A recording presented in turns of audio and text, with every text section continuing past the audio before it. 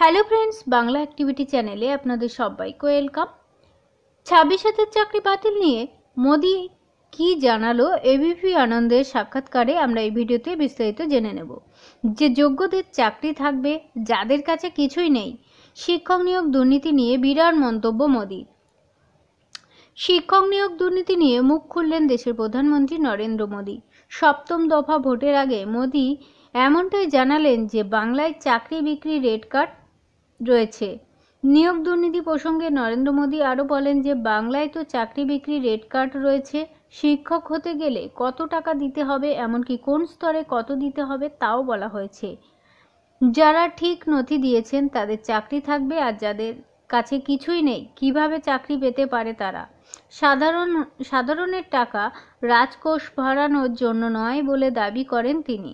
জনতার টাকা তো জনতারাই পাওয়া উচিত, এমনটাই তিনি মনে করেন।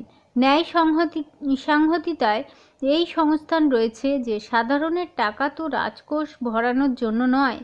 আমার চিন্তাভাবনা বলে এই টাকা সাধারণের পাওয়া উচিত। টাকা কে কাকে দিয়েছে খুঁজে বার করতে হবে। আমরা জানি না, কিন্তু ফাইল নথিরা জানে। আমার লিগ্যাল টিমকে বলেছিলাম যে এই নথি দেখতে।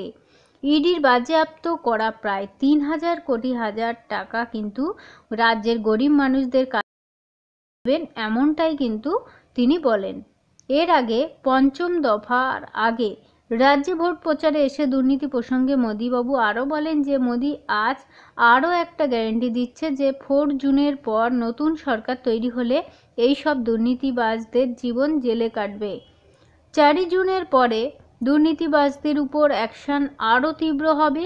বাংলার মানুষ এটা বিশ্বাস করতে পারে যে 3,000 কোটি টাকা ইডি অ্যাটাচ করেছে।